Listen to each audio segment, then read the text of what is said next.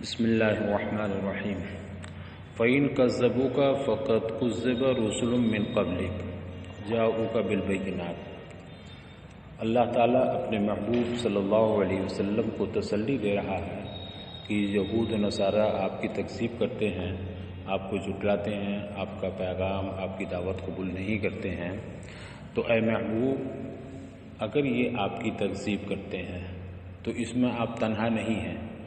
فقط کذب رسول من قبل، آپ سے پہلے بہت سے رسولوں کی تکذیب کی گئی ہے، یعنی تو ان کی عادت بن گئی ہے، فطرت ہے ان کی کہ یہ تکذیب کرتے ہیں نبیوں کی، رسولوں کی۔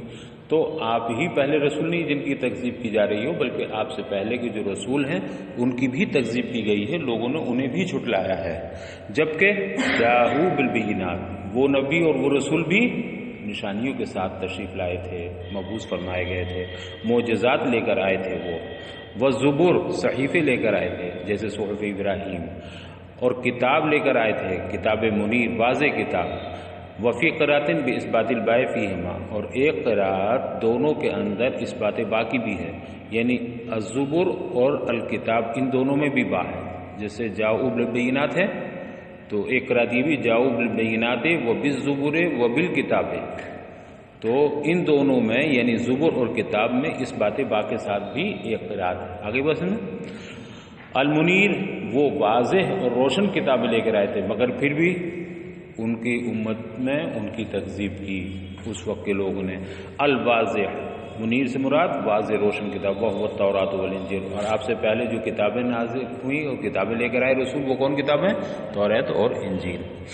فاصبر کما صبر، پھر یہ ان کذبوا شرط ہے نا، اگر یہ آپ کی تکذیب کرتے ہیں تو اب جواب شرط آ گیا جو محذوف ہے، فاصبر کما صبر، تو اے محبوب جس طرح ان رسولوں نے صبر کیا ہے آپ سے پہلے جو تشریف لائے، آپ بھی صبر کیجئے۔ کل نفس ذائقۃ الموت، ہر جاندار کو موت کا مزہ چکھنا ہے، موت کا ذائقہ چکھنا ہے۔ وَإِنَّمَا تُوَفَّوْنَ أُجُورَكُمْ، اور تمہیں پورا پورا اجر دیا جائے گا، جزاء اعمالکم، تمہارے اعمال جیسے بھی ہوں، اگر اچھے اور نیک ہیں تو بھی پورا صلہ ملے گا، اور بد ہیں تو بھی پوری سزا ملے گی، اور ضرور تم پورا پورا اجر دیے جاؤ گے، یعنی تمہارے اعمال کی جزا سزا تمہیں دی جائے گی قیامت کے دن۔ فمن زحزح بعد عن النار، تو اس وقت جو شخص بچا لیا گیا، دور کر لیا گیا، عن النار، دوزخ سے، جو شخص اس کے بعد یعنی جزا ملنے کے بعد، فیصلہ ہونے کے بعد جسے دوزخ سے بچا لیا گیا، دوزخ سے، جہنم سے دور کر دیا گیا، وہ ادخل الجنت، اور اسے جنت میں داخل کر دیا گیا، فقط فاز، تو وہ کیا ہو گیا؟ وہ شخص کامیاب و کامران ہو گیا۔ نالا غایت مطلوب ہی، اس نے اپنے منتہائی مطلوب کو، کمال مطلوب کو پا لیا، یعنی اس کا جو بھی مقصد آخری سے آخری مقصد بھی ہے وہ سب اس نے پا لیا۔ بھائی مقصد یہ تھا جہنم سے نجات ملے اور جنت میں داخلہ ہو، اور جب یہ دونوں کام ہو گئے، جہنم سے نجات مل کے جنت میں دخول ہو گیا، تو اب گویا اس نے اپنے تمام کمال مطلوب کو حاصل کر لیا، پا لیا۔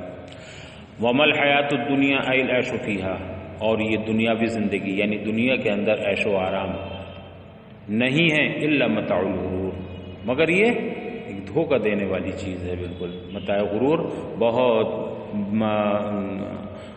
یہ دنیاوی زندگی یعنی دنیا کا عیش و آرام یہ صرف دھوکہ ہے۔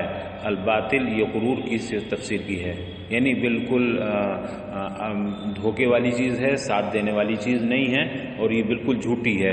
یتمتع بہ قلیلا، اس دنیاوی مال و متاع سے، اس دنیاوی عیش سے تھوڑا تو فائدہ حاصل کیا جا سکتا ہے، ثم یفنی، پھر یہ کیا ہو جائے گا؟ فنا ہو جائے گا۔ تو دنیا کا عیش و آرام چاہے جتنا بھی لمبے سے لمبا ہو، وہ قلیل ہی ہے، اور ایک دن اس کو ختم ہونا ہے۔ کہتے ہیں نا دنیا 4 دن کی زندگی ہے، اس میں کیا رکھا ہے؟ تو یہ دنیاوی عیش و آرام صرف ایک دھوکہ ہے جس سے تھوڑا سا تو نفع حاصل کیا جا سکتا ہے، پھر یہ سب فنا ہو جائے گا۔ لَتُبْلَوُنَّ، حذف منه نون الرفع تعلیت والی نونات، والواو الضمیر الجمع لالتقاء الساکنین، لَتُخْتَبِرُنَّ، لَتُبْلَوُنَّ، اور تمہیں آزمائش سے گزارا جائے گا، تمہارا امتحان لیا جائے گا، تمہیں آزمائش میں تمہاری آزمائش کی جائے گی۔ لَتُبْلَوُنَّ معنی میں ہے لَتُخْبِرَنَّ کے، اب اس کی یہاں تفسیر کر رہے ہیں لتبلغن، اس میں نون رفع کو نون اعرابی کو حذف کیا گیا ہے توالی نونات کی وجہ سے. اصل میں تھا لتبلونن، ایک نون اعرابی اور ایک نون ثقیلہ. نون ثقیلہ خود مطلب مقرر ہو گئی تو کئے نونیں ہو گئیں؟ پھر 3 نونیں ہو گئے. اب 3 نونوں کا اجتماع یہ دشوار ہے، ثقیل ہے، لہذا ایک نون کو جو نون اعرابی ہے اس کو حذف کر دیا. تو اب صرف نون مثقلہ بچ گئی، نون مشدد بچی. اب لتبلو اس میں 2 واو تھے، ہے نا. اب ان 2 واؤں میں پہلا واو مضموم ہے، وونا، جو پہلا واو مضموم ہے اس سے پہلے لام پر فتح ہے. تو یہ قاعدہ پایا گیا کہ واو اور یا جب متحرک ہوں اور ما قبل مفتوح ہو تو کیا کرتے ہیں؟ اس کو الف سے بدل دیتے ہیں. جیسے قالا اور باع، قوالا تھا، واو متحرک ما قبل مفتوح قالا ہو گیا، اور باع بسم میں بیع تھا، لہذا یا متحرک اور ما قبل مفتوح اس کو بھی. تو جو واو اور یا متحرک ہو اور ما قبل اس کے فتح ہو اس واو یا کو کیا کرتے تھے؟ الف سے. اب ظاہر سی بات ہے ان 2 واؤ میں پہلے واؤ کو الف سے بدل دیا، متحرک بنیاد الف ہو گیا نا وہ، اور جب الف ہو گیا تو اب اجتماع ساکن لازم آیا، اس لیے کہ واو ثانی تو ساکن تھا ہی پہلے سے، اور اب جو واو اول بدلا ہے وہ الف سے بدلا ہے اور الف ساکن ہوتا ہے. تو اجتماع ساکن کی بنیاد پر ایک ساکن کو حذف کر دیا. تو کون سا واو ساکن حذف ہوا؟ پہلا واو جو متحرک تھا. اب ایک واو بچ گیا. تو اب اس تعلیل صرفی کے بعد کیا پڑھا جائے گا؟ لتبلغن. آگے بھی سنیں. اب دیکھیے تفسیر. حذف منہ نون الرفع، یہاں سے نون اعرابی کو حذف کر دیا گیا. کیوں؟ لتوالین نونات، اس لیے کہ بہت سی نونیں اکٹھی ہو گئیں، پے در پہ 3 نونیں آ گئیں. والواو ضمیر، ضمیر جمع، اور واو ضمیر جمع کو بھی حذف کر دیا گیا. کیوں؟ لالتقاء ساکنین، التقاء ساکنین لازم آیا. کیسے لازم آیا التقاء ساکنین؟ واو کو الف سے بدل دیا اور الف بھی ساکن اور واو بھی ساکن، لہذا اس الف کو ساقط کر دیا، حذف کر دیا. معنی میں ہے لتبلغن لتختبرن، اور تمہاری آزمائش کی جائے گی. فی اموالکم، تمہارے مالوں میں آزمائش کی جائے گی. بالفرائض فیہا، یعنی مالوں میں جو فرائض ہیں، جن چیزوں کا ادا کرنا فرض ہے، اس سے تمہیں آزمایا جائے گا کہ تم اس کا فرض ادا کرتے ہو کہ نہیں. کیا چیز ہے مال میں فرض؟ زکوٰۃ. تو تمہیں آزمایا جائے گا ادا زکوٰۃ میں کہ زکوٰۃ ادا کرتے ہو.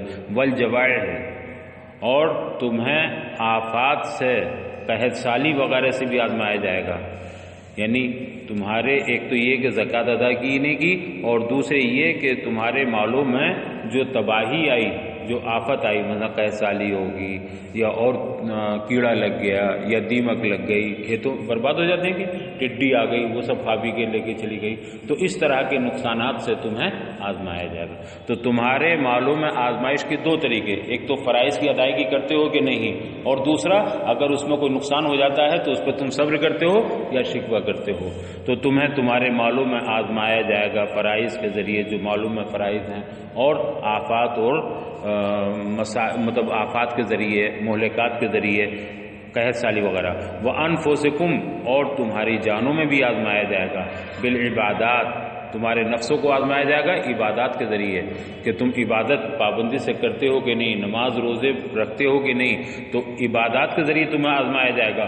والبلا، اور تمہیں بلاؤ اور امراض کے ذریعے تمہیں پریشانی میں ڈالا جائے گا، تمہیں بیمار کیا جائے گا، تمہیں تکلیف دی جائے گی، اور پھر دیکھا جائے گا تم اس میں کس حد تک کامیاب ہو. تو تمہاری آزمائش تمہارے مالوں میں بھی ہوگی، تمہاری جانوں میں بھی ہوگی. مالوں میں اس کے فرائض ادا کیے کہ نہیں، اور قحط سالی میں تم نے کیا کیا. اور تمہاری جانوں کا مطلب عبادات اور بلا اور امراض کے ذریعے تمہیں آزمایا جائے گا. وَلَتَسْمَعُنَّ مِنَ الَّذِينَ أُوتُوا الْكِتَابَ مِنْ قَبْلِكُمْ، اور تمہیں سنایا جائے گا ان لوگوں کے ذریعے، ان لوگوں سے جنہیں کتاب دی گئی تم سے پہلے، یعنی یہود و نصارہ کے ذریعے تمہیں ایسی بات سنوائی جائے گی. وَمِنَ الَّذِينَ أَشْرَكُوا، اور کس کے ذریعے سنوائی جائے گی؟ لَتَسْمَعُنَّ، یہود و نصارہ کے ذریعے اور ان لوگوں کے ذریعے جنہوں نے شرک کیا. من العرب، یعنی مشرکین عرب، عرب کے مشرکوں کے ذریعے.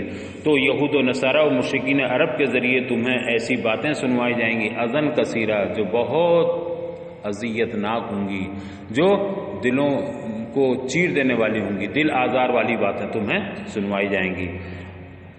من السب والطعن، کیا چیزیں ہوں گی دل آزار، تمہیں تکلیف پہنچانے والی، اذیت ناک، وہ مثلا سب و شتم ہے، گالی گلوج ہے، والطعن اور تانا تشنی وغیرہ ہے، اس طرح کی باتیں سن، والتشبیب بنسائکم، اور تمہاری عورتوں کے ذکر پر عشقیہ اشعار سنوائے جائیں گے، تمہیں غزلوں پر جو مشتمل قصائد ہیں وہ سنوائے جائیں گے۔ کعب بن اشرف، یہ بالکل رئیس تھا، رئیس المنافقین، اس کا کام یہی تھا کہ وہ ایسی غزلیں لکھتا تھا، ایسی نظمیں لکھتا تھا جس میں مسلمان عورتوں کے حسن جمال کا ذکر ہوتا تھا۔ اس سے کیا ہوتا تھا، وہ خود لطف اٹھاتے تھے اور مسلمان عورتوں کو، مسلمان غیرت مند مردوں کو اس سے اذیت و تکلیف ہوتی تھی۔ جیسے آج کوئی بطور مذاق کسی کے گھر کی عورتوں کے بارے میں ان کو حسن جمال کو عام کرے اور اسے بیان کرے، اس پر نظمیں کہے، تو یہ توہین کی بات ہے۔ تو اس کا مقصد یہی تھا کہ مسلمانوں کو اذیت پہنچے، تو تمہیں گالی گلوچ کے ذریعے، تان و تشنی کے ذریعے اور تمہاری عورتوں کے حسن و جمال کے پر مشتمل عشق اشعار کے ذریعے تمہیں سنوایا جائے گا اذیت ناک باتوں کو۔ وَإِن تَصْبِرُوا عَلَى ذَلِكَ، اگر تم نے اس بات پر، ان دل آزار باتوں پر اگر تم نے صبر کر لیا، وَتَتَّقُوا اللَّهَ، اور تم اللہ سے تقوی اختیار کیے رہے، اللہ سے ڈرتے رہے، فَإِنَّ ذَلِكَ مِنْ عَزْمِ الْأُمُورِ، تو یقین رکھو یہ بڑی ہمت کی بات ہے، بہت ہمت کا سودا ہے۔ آدمی ایک دفعہ کو ایک تھپڑ تو برداشت کر لیتا ہے، لیکن عزت پر حملہ، گھر کی آبرو پر حملہ، عورتوں کے تعلق سے باتیں یا گالی گلوج یہ آسانی سے برداشت نہیں کرتا۔ تو آدمی بہت کچھ برداشت کر لے گا، اس کا ہزاروں کا نقصان ہو جائے کوئی بات نہیں، لیکن اسے کوئی گالی دے دے، ہزاروں کا نقصان ہو جائے اسے برداشت ہے، لیکن کوئی آ کے منہ پہ تھپڑ مار دے یہ نہیں۔ تو بہت سی چیزیں وہ ہوتی ہیں کہ ان کا گوارا کرنا یا ان کا برداشت کرنا بہت مشکل ہوتا ہے۔ تو یہ بھی انہی چیزوں میں سے ہے، جو لوگوں کی دل آزار باتیں جو تمہیں سنائیں گے وہ چاہے یہود و نصارہ ہوں یا مشرکین عرب ہوں، یہ سن کر اگر تم صبر کر لیتے ہو اور اللہ کا خوف دل میں رکھتے ہو تو یہ بات بہت اہم ہے اور بہت ہمت کی بات ہے۔ فَإِنَّ ذَلِكَ مِنْ عَزْمِ الْأُمُورِ، ان دل آزار باتوں پر تمہارا صبر کر لینا یہ بڑے ہمت کے کاموں میں سے ہے۔ اے من معزوماتها التي يعزم عليها لوجوبها، یعنی یہ ان مقاصد میں سے ہے جن پر یہ ان واجب مقاصد میں سے ہے جن کا ارادہ کیا جاتا ہے۔ یعزم علیہا، جن عزائم کا، جن مقاصد کا ارادہ کیا جاتا ہے ان کے واجب ہونے کی وجہ سے کہ یہ کام ہمیں کرنا ہی کرنا ہے، لہذا اس کا ارادہ کر رہے ہیں، تو یہ ایسی چیز اور ایسے امور میں سے ہے کہ جن کے واجب ہونے کی وجہ سے ان کا قصد اور ارادہ کیا جاتا ہے، یعنی اہم بات بہت ہے۔ وَاذْكُرْ إِذْ أَخَذَ اللَّهُ مِيثَاقَ الَّذِينَ أُوتُوا الْكِتَابَ، اور یاد کرو اس وقت کو جب اللہ تعالیٰ نے اہل کتاب سے عہد و میثاق لیا، ان سے وعدہ لیا، العہد علیہم فی التوراۃ، یعنی ان سے توریت میں یہ عہد و پیمان لیا، ان سے یہ وعدہ لیا، لَتُبَيِّنُنَّهُ أَيْ الْكِتَابَ لِلنَّاسِ، کہ وہ لوگوں کو یہ کتاب یعنی توریت واضح طور پر کھلم کھلا کھول کر کے بیان کریں۔ جو ان کے ذمہ دار تھے، علماء یہود تھے، ان سے کہا گیا تھا کہ جو کچھ اس میں احکام ہیں ان کو تم واضح طور پر لوگوں کو بتانا۔ وَلَا يَكْتُمُونَهُ، اور انہیں اس بات کا بھی وعدہ لیا گیا تھا ان سے کہ وہ ان احکام میں سے کسی چیز کو چھپاویں بھی نہیں، یعنی ان کے عالموں کی یہ ذمہ داری تھی کہ ان احکام کو صاف واضح طور پر لوگوں کے سامنے بیان بھی کریں اور اس میں کسی اخفاء سے کام نہ لیں، کوئی حکم اس کا چھپائے نہیں۔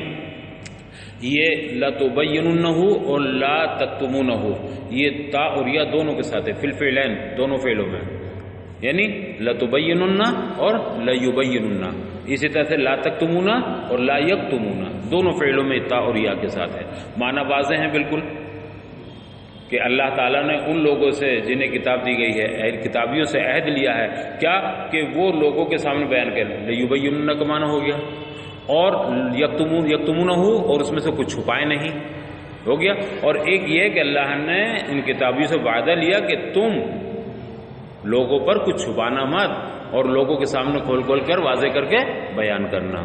فَنَبَذُوهُ تَرَحُ الْمِيثَاقَ، لیکن انہوں نے اس عہد اور میثاق کو پشت ڈال دیا، وَرَاءَ ظُهُورِهِمْ، اسے انہوں نے پھینک دیا، فَنَبَذُوهُ تَرَحُ الْمِيثَاقَ، اس عہد کو انہوں نے اٹھا کر پھینک دیا، وَرَاءَ ظُهُورِهِمْ، گویا سے پشت ڈال دیا، پیٹ کے پیچھے ڈال دیا، فَلَمْ يَعْمَلُوا بِهِ، اور اس عہد پر انہوں نے عمل نہیں کیا، وَاشْتَرَوْا بِهِ أَخَذُوا بَدْلَهُ، اور انہوں نے اس کے بدلے یعنی اس حکم کے بدلے کہ انہیں کہا گیا تھا، ان سے عہد و پیمان لیا تھا کہ ظاہر کرنا، چھپانا مت، انہوں نے اس عہد کے بدلے ثمناً قلیلاً کیا لی؟ دنیا کی حقیر پونجی لے لی، اور انہوں نے خرید لیا اس کے لے لیا اس کے بدلے میں حقیر پونجی کو، ذلیل داموں کو لے لیا، من الدنیا، دنیا کی حقیر پونجی، انہوں نے دنیا کی حقیر دولت لے لی، من سفلتہم بریاستہم فی العلم، اپنی علمی سربراہی کی بنیاد پر اپنے ماتحتوں سے، اپنے نیچے کے لوگوں سے، اپنے کمتر لوگوں سے، چونکہ خود برتر تھے،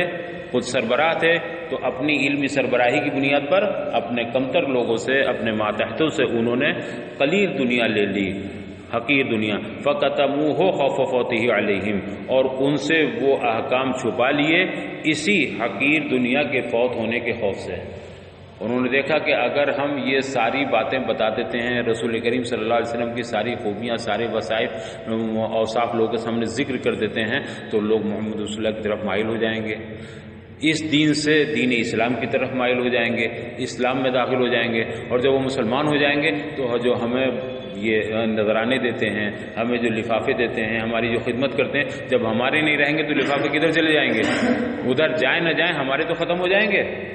بعض پیر ایسے ہوتے ہیں کہ وہ چاہتے ہیں ہمارے مرید کہاں رہیں، ہماری جھولی میں رہیں، اگر کسی اور سے مرید کر رہا بولے یہ تو اچھی خاصی پارٹی تھی اس میں چلے گیا، اب سارے نذرانے لفافے ان پیر کے پاس جائیں گے۔ تو ان کا بھی حال یہ تھا علماء کا، ان کے سربراہوں کا، کہ یہ اپنے ماتحتوں سے لیتے تھے، نذرانے لیتے تھے، اس لیے یہ وہ صحیح باتیں چھپا جاتے تھے کہ انہیں سن کر کے کہیں وہ دین اسلام کی طرف مائل نہ ہو جائیں، کہ اگر یہ مسلمان ہو گئے تو ہمارے نذرانے بند ہو جائیں گے۔ فَقَتَمُوهُ خَوْفَ فَوْتِهِ عَلَيْهِمْ، لہذا وہ اپنے انہی نذرانوں کے یا انہی دنیاوی حقیر پونجی کے فوت ہونے کے خوف سے یہ ان سے وہ پیغام چھپاتے تھے، صحیح باتیں چھپاتے تھے۔ فَبِئْسَ مَا يَشْتَرُونَ شِرَاؤُهُمْ هَذَا، رب فرماتا ہے ان کا یہ سودا کرنا کس قدر برا ہے، ان کی یہ خرید و فروخت، یہ سودا ان کا یہ خریدنا کتنا برا ہے۔ شِرَاؤُهُمْ هَذَا یعنی ان کی یہ خرید و فروخت یا ان کی یہ سودے بازی بہت بری ہے۔ لا تحسبن بالتاء والیاء، یہاں بھی یا اور تا دونوں ہیں، تم ہرگز گمان مت کرنا، اور یحسبن وہ لوگ ہرگز گمان نہ کریں، یہاں بھی الذین یفرحون بما اتوا، وہ لوگ جنہیں جو اللہ کے دیے ہوئے پر خوش ہیں وہ گمان نہ کریں۔ فعلوا من اضلال الناس، نہیں اللہ کے دیے پر نہیں، وہ اپنے کرتوتوں پر جو انہوں نے کام کیے ہیں، کیا کام کیے ہیں؟ لوگوں کو گمراہ کرنے کا کام۔ تو وہ لوگ جنہوں نے لوگوں کو گمراہ کیا ہے وہ اپنے کیے پر خوش ہوتے ہیں، وہ ہرگز گمان نہ کریں۔ جو لوگ اپنے کیے پر یعنی لوگوں کو گمراہی کرنے پر مگن ہیں اور خوش ہو رہے ہیں، یفرحون خوش رہیں، لا یحسبن وہ ہرگز یہ گمان نہ کریں، یہ نہ سمجھیں، وَيُحِبُّونَ أَن يُحْمَدُوا بِمَا لَمْ يَفْعَلُوا، اور وہ لوگ جو بنا کیے اپنی تعریف کیے جانے کو پسند کرتے ہیں، یحبون چاہتے ہیں، پسند کرتے ہیں، ایحمدوا کہ ان کی تعریف کی جائے، بما لم یفعلوا کس بات پر تعریف کی جائے؟ جو انہوں نے کیا ہی نہیں ہے، تو بغیر کچھ کیے، بغیر کسی کام کے کیے اپنی تعریف کرنے کو پسند کرتے ہیں، یہ لوگ نہ سمجھیں، ہرگز گمان نہ کریں۔ من التمسک بالحق، یعنی کیا نہیں کیا انہوں نے؟ تمسک بالحق، یعنی حق کو انہوں نے اختیار نہیں کیا، حق کو نہیں پکڑا۔ وہم علی ضلالہم، حالانکہ وہ کس پر ہیں؟ گمراہی پر۔ تو انہوں نے حق کو تسلیم نہیں کیا، ہدایت کو قبول نہیں کیا، بلکہ گمراہی پر قائم رہے۔ تو یہ لوگ نہ گمان کریں۔ ایک ہو گیا فلا یحسبنہم، اور یہ اپنے آپ کو یہ بھی گمان نہ کریں، یہاں بھی بالوجہین، تحسبنہم اور یحسبنہم، ابھی یحسبنہم ہی پڑھ رہا ہوں میں، اور وہ یہ بھی گمان نہ کریں۔ یہ دوسرا یحسبنہم یہ تاکید ہے، کس بات کا گمان نہ کریں؟ یہ مفعول ثانی ہے، بے مفازتن، ایسی امن کی جگہ کا گمان نہ کریں، یہ ایسی اپنی جگہ کے بارے میں جو کامیابی والی جگہ ہے، بے مکانین ینجون فیہ ہے، یعنی ایسی جگہ جس میں انہیں نجات مل جائے گی عذاب سے آخرت میں، وہ اس جگہ کا گمان نہ کریں۔ بل ہم فی مکانین، بلکہ وہ ایسی جگہ میں ہوں گے یعذبون فیہ جس میں انہیں عذاب دیا جائے گا، وہو جہنم، اور وہ کون سی جگہ ہوگی جس میں عذاب دیا جائے گا؟ وہ جہنم ہے۔ دیکھیے یحسبن اور تحسبن دو جگہ آیا، تو دونوں میں دونوں قرات ہیں، تحسبن بھی اور یحسبن بھی، دونوں میں۔ اس تحسبن کی تکرار بھی تاکید کے لیے ہے، یعنی کسی اہم بات کو آپ سمجھانا چاہتے ہوں اور پھر وہ بات اہم ہے تو اس کو آپ دوبارہ کہتے ہیں. مثلا کہتے ہیں بھائی دیکھیے فلاں آدمی بہت ہوشیار ہے، آپ کو سمجھنا چاہیے کہ فلاں آدمی بہت ہوشیار ہے، بہت تیز ہے، وہ بڑا چونا لگاتا ہے، بڑا یہ کرتا ہے. پھر اس کے بعد آپ گفتگو کرتے ہوئے میں نے بتایا نا اس کو سمجھ لیجئے گا بہت تیز ہے وہ، تو پہلے کہہ دیا سمجھ لینا وہ بہت تیز ہے، اس کے بعد پھر کچھ گفتگو کے بعد کہا سمجھ لینا بہت تیز ہے. تو یہ دوبارہ جو سمجھنا کہا گیا ہے یہ کس بات کی نہیں ہے؟ تاکید کے لیے کہ ہم جس بات کو تمہیں بتا رہے ہیں اس کو ہلکے میں مت لینا بلکہ یہ بہت اہم بات ہے. تو یہاں بھی دو مرتبہ ذکر کیا، وہ اپنے آپ کو گمان نہ کریں، وہ اپنے کو نہ سمجھیں. کہاں؟ بے مفازتن، کسی اچھی جگہ وہ اپنے کو نہ سمجھیں، یعنی آخرت میں جہاں عذاب سے انہیں نجات مل جائے گی، جہاں عیش و آرام ملے گا یعنی جنت، یہ نہ سمجھیں بلکہ وہ کس جگہ میں ہوں گے؟ وہ وہاں ہوں گے جہاں انہیں عذاب دیا جائے گا، اور وہ کیا ہے؟ وہ جہنم ہے. وَلَهُمْ عَذَابٌ عَلِيمٌ، اور جب وہ جہنم ہے ان کے لیے تو ان کے لیے عذاب علیم ہے، دردناک عذاب ہے جہنم میں. اب غور سے سنیے آپ، مفعولا یحسب الاولی دل علیہما مفعول الثانیۃ علی قراءۃ التحتانیہ. دیکھیے یحتسبن اور یحسبن دو ہے نا، ہاں.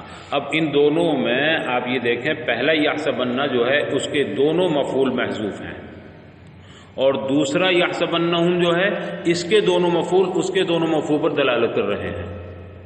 دوسرا والا دیکھیے لا یحسبن الذین یفرحون بما اتوا، وہ لوگ ہرگز گمان نہ کریں جو اپنے کیے پر خوش ہو رہے ہیں. اب یہاں پر یحسبن میں جب ہم تحتانیہ کے ساتھ پڑھیں گے تو تحتانیہ کی صورت میں الذین یفرحون تو فاعل ہو جائے گا. اب جب یہ فاعل ہو گیا تو اس کا جو مفعول ہے یہ مفعول وہی آئے گا بمفازۃ من العذاب. ایک تو ہم ہے یعنی یہ لوگ اپنے آپ کو گمان نہ کریں، تو ہم ضمیر مفعول اول، اور کیا گمان نہ کریں؟ بمفازۃ، کسی اچھی جگہ اپنے پہنچنے کو گمان نہ کریں، کسی کامیابی کی جگہ پر رہنے کو گمان نہ کریں، یہ نہ سمجھیں. تو یہاں دو مفعول، ایک ہم اور ایک بمفازۃ من العذاب، ٹھیک ہے نا. یہ دونوں مفعول پہلے یحسبن کے محذوف ہیں. محذوف کیوں ہیں؟ اس لیے کہ وہ دونوں مفعول دوسرے یحسبن میں آ رہے ہیں. دوسرے یحسبن کا مفعول اول کون ہے؟ یحسبنہم، اپنے کو گمان نہ کریں، ایک ہم ضمیر یہ اس کا مفعول اول، اور بمفازۃ یہ مفعول ثانی ہے. تو یہی دونوں مفعول پہلے والے یحسبن کے دونوں مفعول جو محذوف ہیں ان پر دلالت کر رہے ہیں. تو پہلے یحسبن کے دونوں مفعول محذوف ہیں اور دوسرے یحسبن کے دونوں مذکور ہیں. یہ کس صورت میں؟ جبکہ تحتانیہ کی صورت ہو، یعنی یحسبن پڑھیں ہم پہلے والے کو بھی اور دوسرے والے کو بھی یحسبن پڑھیں. لیکن اسے اگر ہم تحسبن پڑھیں تو تحسبن میں بتائیے فاعل کون ہے؟ ضمیر خطاب انت، یہ تو تحسبن فاعل ہو گیا. اب ظاہر سی بات ہے اس کا مفعول جو ہے تحسبن کا وہ مفعول کون ہوگا؟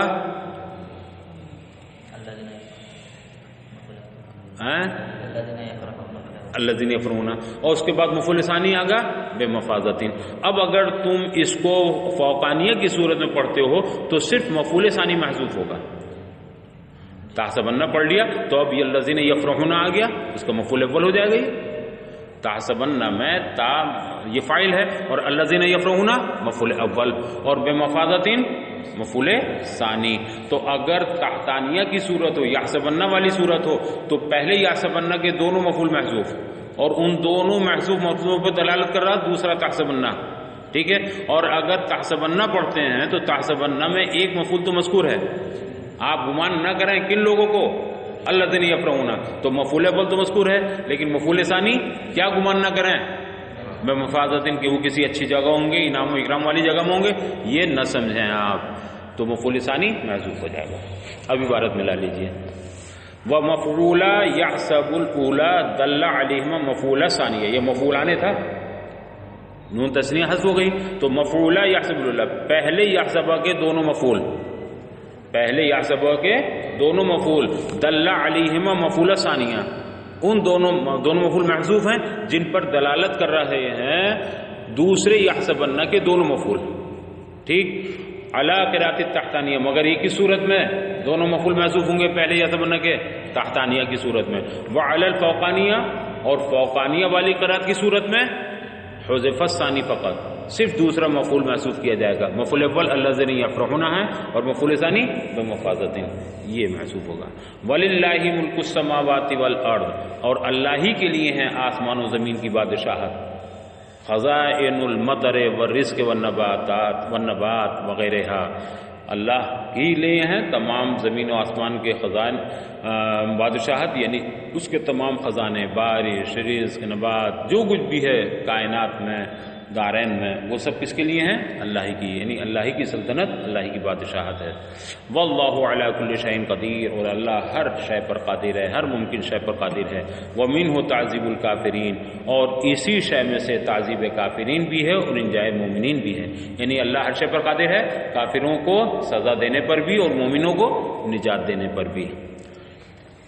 ان فی خلق السماوات والارض بے شک زمین و آسمان کی تخلیق میں، پیدائش میں، وما فیہما من العجائب اور زمین و آسمان میں جتنے عجائبات ہیں، جتنی بھی چیزیں ہیں، پہاڑ ہیں، دریا ہیں، یہ سبھی چیزیں ہیں، یہ سب کچھ واختلاف اللیل والنہار اور رات و دن کی گردش، لیل و نہار کی گردش، کبھی دن کبھی رات، بالمجیء والذہاب یعنی ان لیل و نہار کا آنا جانا، ان کی گردش کرنا، کبھی رات آ رہی ہے کبھی دن آ رہا ہے، کبھی یہ گردش ہے لیل و نہار، والزیادت والنقصان اور ان میں کمی اور زیادتی ہونا، کبھی دن بڑا ہے تو رات چھوٹی ہے، کبھی کی رات بڑی ہے تو دن چھوٹا ہے۔ تو گویا ان دنیا کے عجائبات میں، زمین و آسمان کی تخلیق اور اس کے عجائبات میں کیا عجائبات؟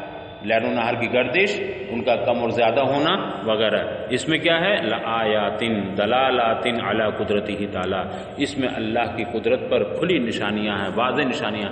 کوئی ذات ہے جو اپنے ٹھیک وقت سے سورج کو طلوع کرتی ہے اور اپنے مقررہ وقت پر غروب ہو جاتا ہے سورج، پھر کل کو ایسے ہی ہونا، پھر ایسے ہی ہونا، ایک مرتب ہے سارا نظام، اور یہ نظام اتنی ترتیب کے ساتھ اس وقت تک نہیں چل سکتا جب تک کوئی اس نظام کو چلانے والا نہ ہو، اور وہ نظام چلانے والا پروردگار، تو اس کی قدرت پر، اور اتنا بڑا نظام وہی چلا سکتا ہے جو قادر مطلق ہو، تو اس کی قدرت پر۔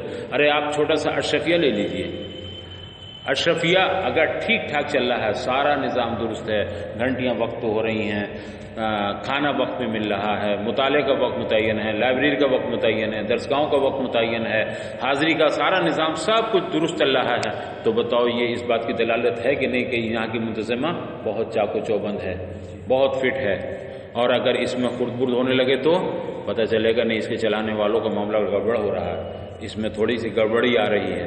تو جب یہ نظام بالکل درست چلے گا، اس کا مطلب یہ ہے کہ چلانے والے اس کے بہت مستعد اور بہت ہی یوں کہہ لیجیے باصلاحیت ہیں، اور یہ اہلیت رکھتے ہیں، قادر ہیں اس کے چلانے پر، ہے نا۔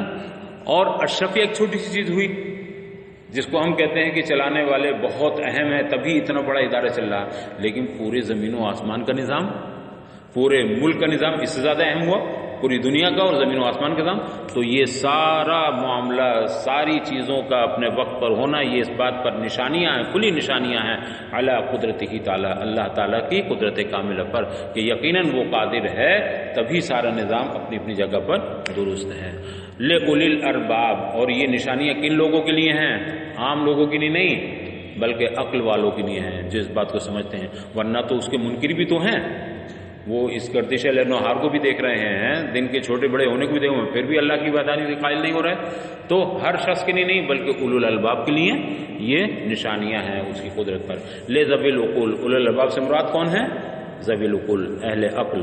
الذین نعت لما قبلہ، یہ الذین اسی اولو الالباب کی صفت ہے، لأولی الالباب جو ما قبل میں ہے، الذین اسی کے، یعنی اولو الالباب وہ لوگ ہیں، الذین یہ نعت ہے ما قبل کی، یا بدل ہے ما قبل سے، یعنی اولو الالباب سے، یہ لوگ یذکرون اللہ قیاما وقعودا علی جنوبہم، یہ وہ لوگ ہیں جو اللہ کو کھڑے کھڑے، بیٹھے بیٹھے، لیٹے لیٹے یاد کرتے ہیں، قیاما قعودا اور علی جنوبہم مطلب مستجعین، لیٹ کر کے بھی، پہلو کے بل لیٹ کر کے بھی اللہ کو یاد کرتے ہیں۔ تو کھڑے بیٹھے لیٹے مراد کیا ہے؟ اے فی کل حال، یعنی یہ اللہ کے وہ بندے ہیں اولو الالباب جو ہر حال میں اللہ کو یاد کرتے ہیں۔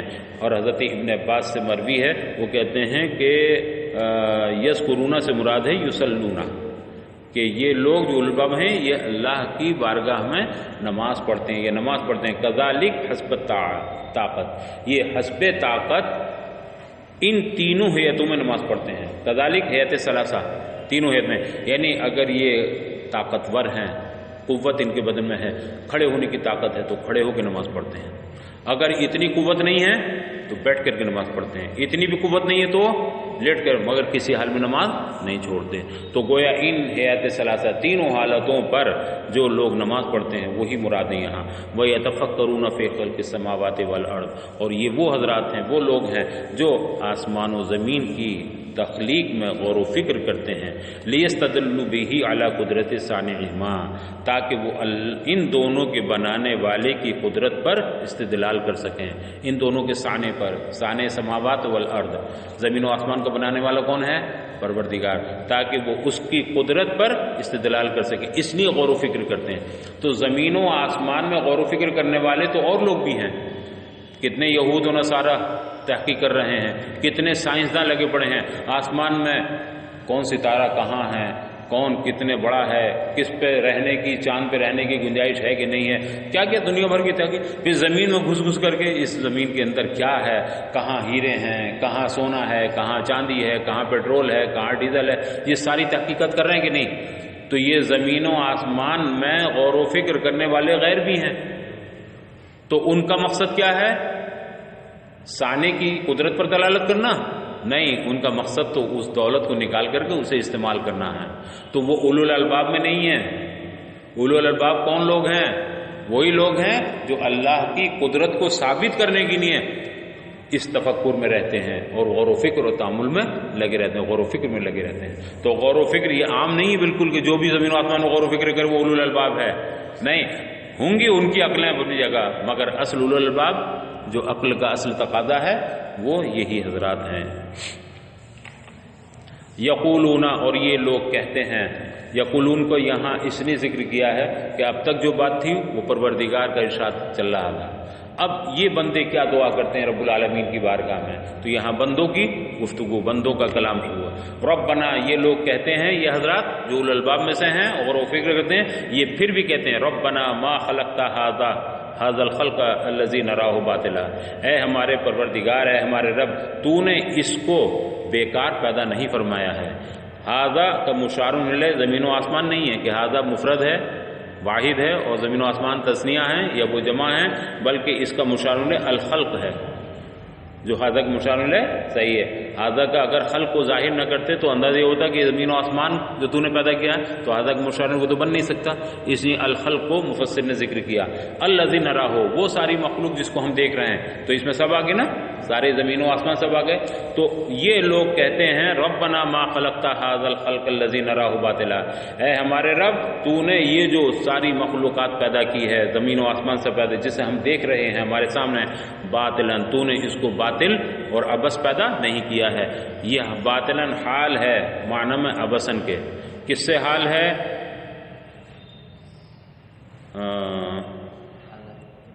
ھذا سے حال بنے گا، یہ اس کو تو نے عبث اور بیکار پیدا نہیں کیا، بل دلیلاً، بلکہ اس کا تیرا یہ سب چیزیں پیدا کرنا یہ اس بات کی دلیل ہے، علی کمال قدرتی، تیرے کمال قدرت پر دلیل ہے کہ تو کامل قدرت والا ہے، تو قادر مطلق ہے، اس پر دلیل ہے۔ سبحانک، پاک ہے تیری ذات، تنزیہا لک عن العبث، بیکار کام کرنے سے تیری ذات بالکل منزہ ہے، پاک ہے، پاکی ہے تجھے کسی بھی بیکار اور عبث کام سے۔